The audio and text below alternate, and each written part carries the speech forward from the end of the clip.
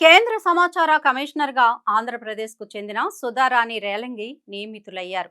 ప్రస్తుతం ఆమె పెట్రోలియం, సహజ వాయువుల రెగ్యులేటరీ బోర్డు సభ్యురాలిగా ఉన్న ఆమెను సమాచార కమిషనర్గా నియమిస్తూ ప్రధానమంత్రి ఆధ్వర్యంలోని నియామక కమిటీ సిఫార్సు చేసింది.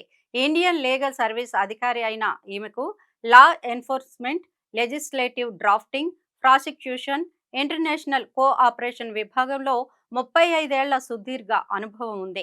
ఇదివరకు సిబిఐలో ప్రాసిక్యూషన్ డైరెక్టర్గా, కేంద్ర న్యాయశాఖలో జాయింట్ సెక్రటరీగా పనిచేశారు.